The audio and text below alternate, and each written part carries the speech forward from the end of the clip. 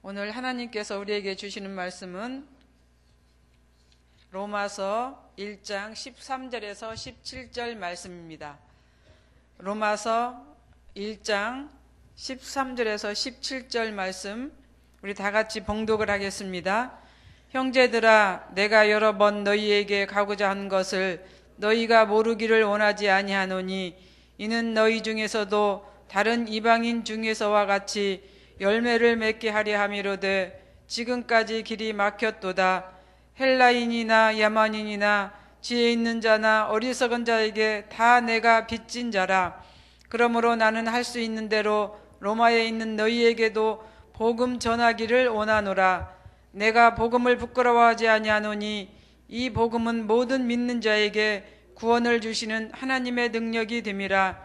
먼저는 유대인에게요 그리고 헬라인에게로다. 복음에는 하나님의 의가 나타나서 믿음으로 믿음에 이르게 하나니 기록된 바 오직 의인은 믿음으로 말미암아 살리라 함과 같으니라. 아멘. 로마서 말씀을 묵상하면서 이제 사도 바울을 한번 생각을 해보게 되었습니다. 사도 바울이 되기 전 그는 사울이란 이름을 가지고 살았습니다.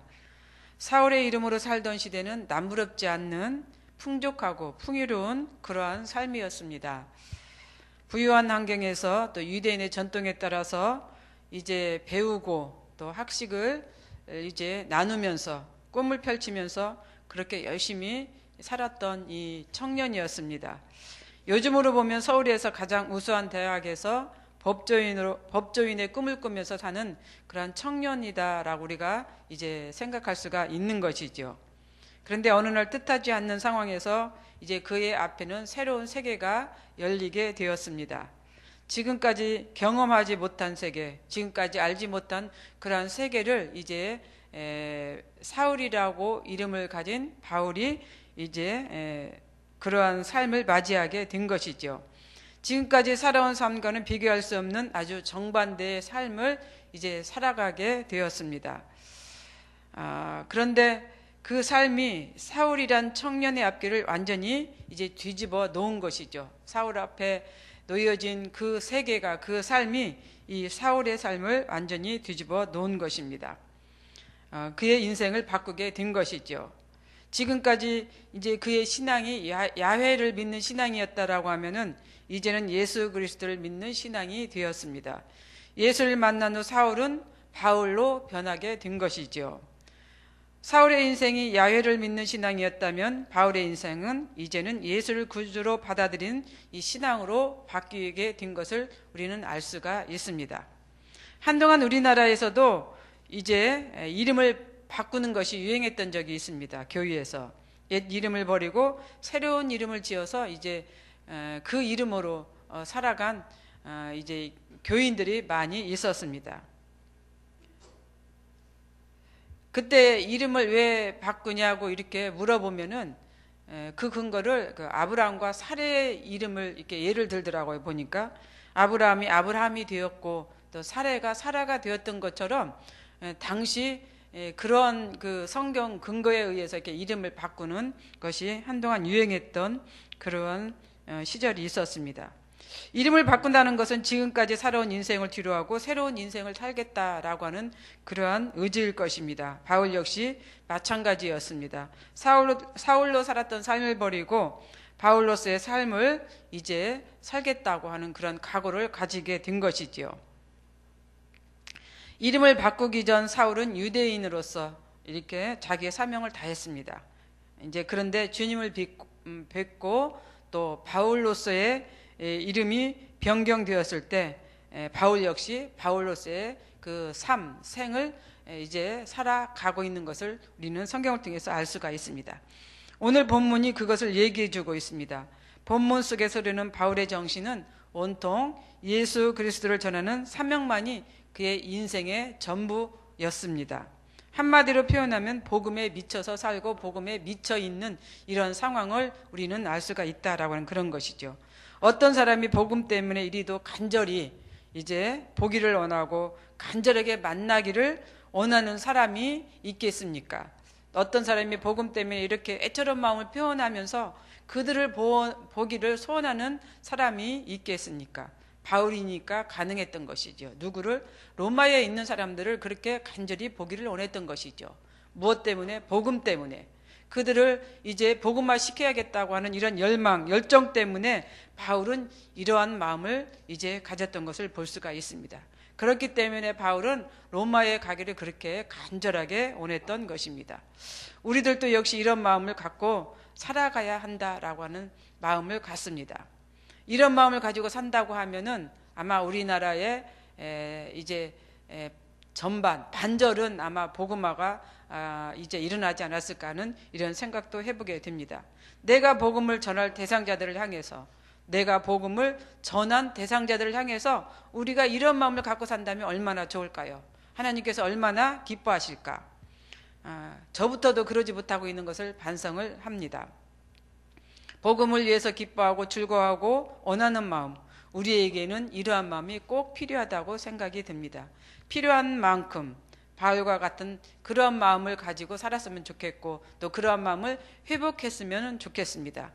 그래서 저도 내년 기도 제목 중 하나가 이 회복입니다. 그러니까 회복이라고 하는 것을 기도 제목으로 넣으려고 그렇게 생각을 하고 있습니다. 대개 기도 제목 하면은 뭐 자녀, 물질 이런 것들을 많이 생각을 하게 됩니다.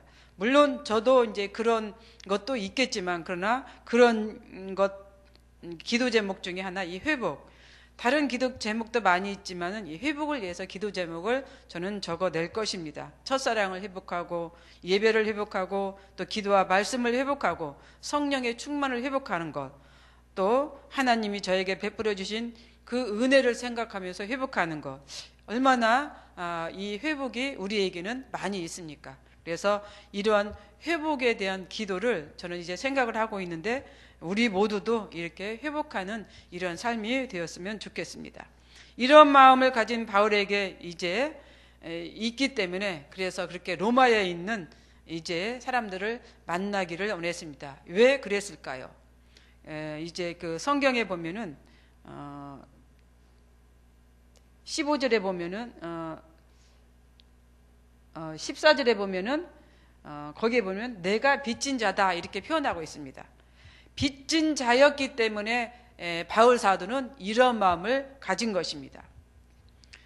이미 복음 안에서 그리스도인으로 살고 있는 자신을 바울은 왜 그렇게 표현을 했을까?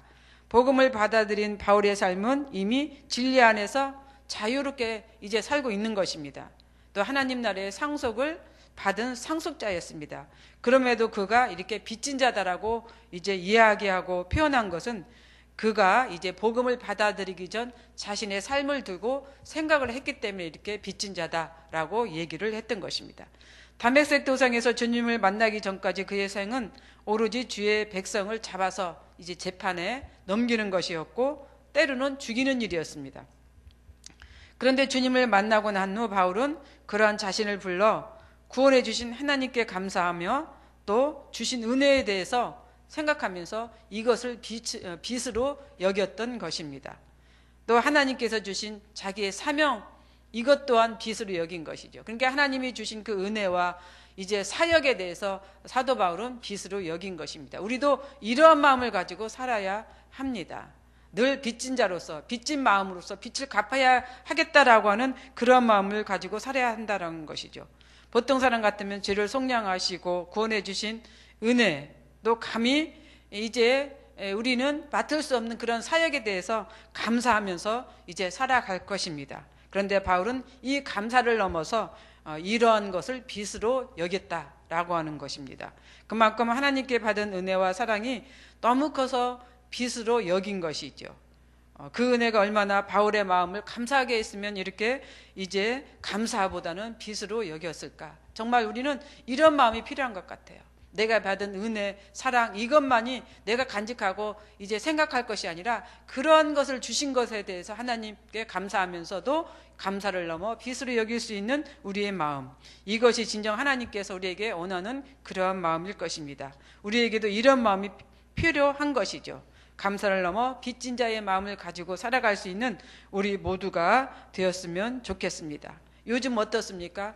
우리가 감사는커녕 우리 마음에는 이제 메마른 마음, 또 삭막하고 공허한 마음, 또 욕망과 욕심, 항상 여기가 좋사오니라고 하는 이런 안주하려고 하는 이런 마음만이 지금 우리 마음은 이제 들어있지는 않는지요. 그러면서 그렇기 때문에 우리가 다시 한번 우리의 마음을 이제 곱씹어 보면서 우리의 마음이 다시 이제 이렇게 하나님께로 향하는 마음, 감사하는 마음, 또 감사를 넘어서 빚으로 여길 수 있는 그러한 마음으로 살아갈 수 있는 우리가 되었으면 좋겠습니다. 그래서 이제 바울은 이 빚을 갚는 것이 곧 복음이다라고 생각했던 것이죠. 전도라고 생각을 했습니다. 바울이 빚을 갚을 수 있는 것은 복음뿐이라고 하는 것을 알게 된 것이죠. 그래서 바울은 로마에 있는 사람들, 즉 아직도 복음 안에 있는 자들을 생각하면서 그들에게 복음을 전하는 것이 곧 주님께 빚을 갚는 것으로 생각을 했던 것입니다. 그래서 빚을 갚기 위해 그들을 간절히 만나기를 소원했던 것이죠.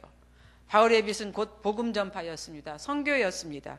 그 마음이 얼마나 뜨겁고 충만했던지 온통 바울의 마음에는 이 복음의 빚진 자로 빚진 마음을 가지고 살았던 것이죠. 그래서 저도 전에는 이렇게 로마서를 깊게 생각을 해보지 않았어요. 그런데 이제 이 말씀 묵상을 하면서 다시 한번 이제 생각을 해봤더니 짧은 시간에 로마서 1장에서 지금까지의 이 상황을 제가 보면서 정말 바울이 얼마나 이 빚진 자로서 복음에 미쳐 있으면서 또 그리스도인들, 믿지 않는 자들과 믿는 자들을 향해서 얼마나 간절한 마음을 갖고 있었는지, 그런 것들을 제가 다시 한번 이제 생각하고 새김하게 되었다라고 하는 그런 것이죠.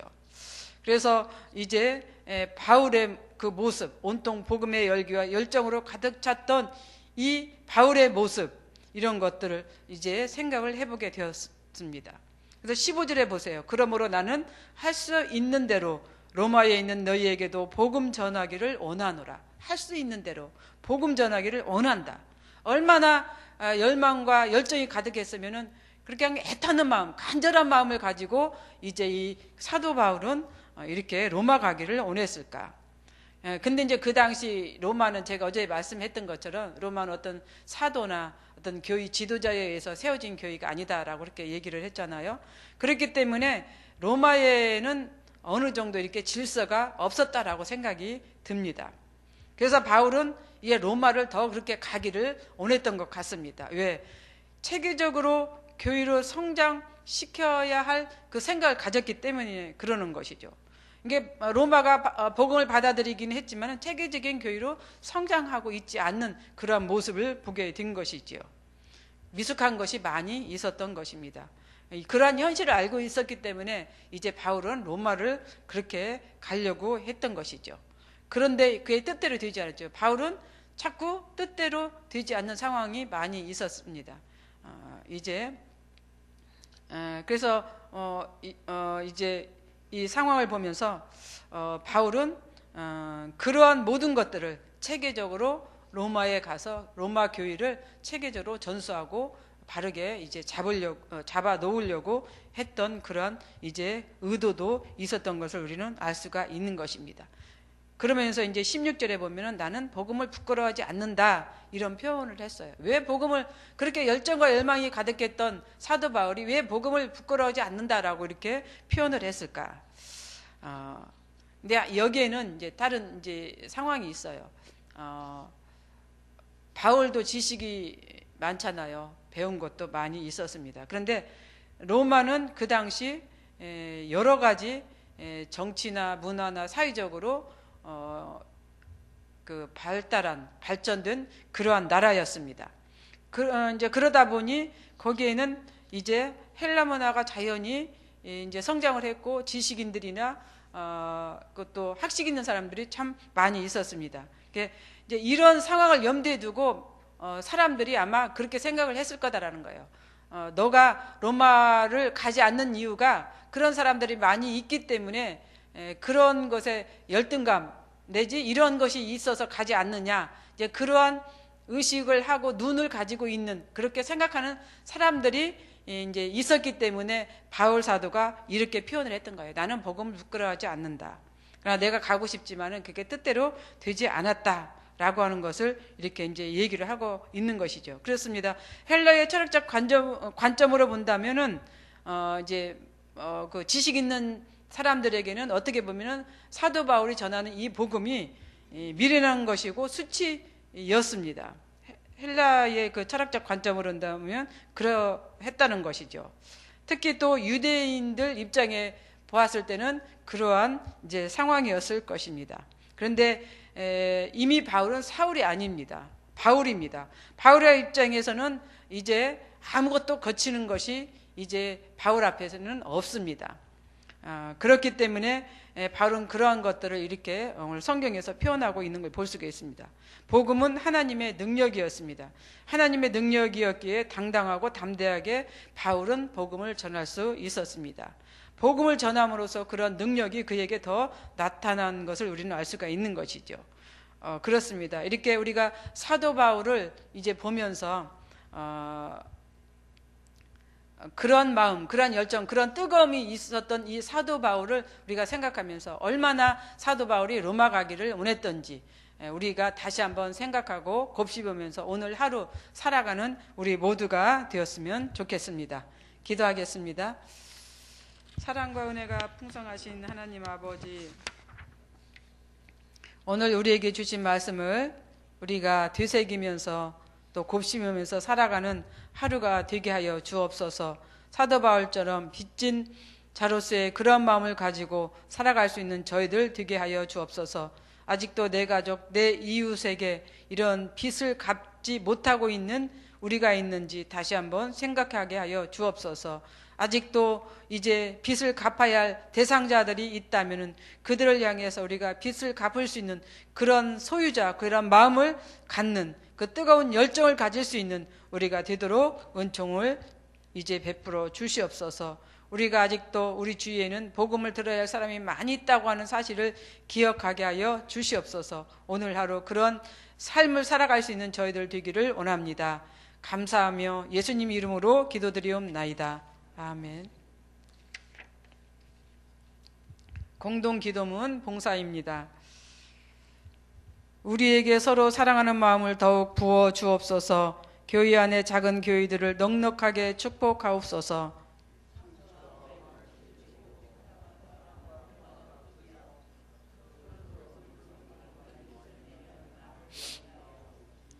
사회의 약자를 끌어안는 신앙적 어머니 공동체, 소외된 계층을 돌아보는 사회적 희망의 공동체, 올바른 가치를 살아내는 정신적 공의의 공동체이게 하옵소서.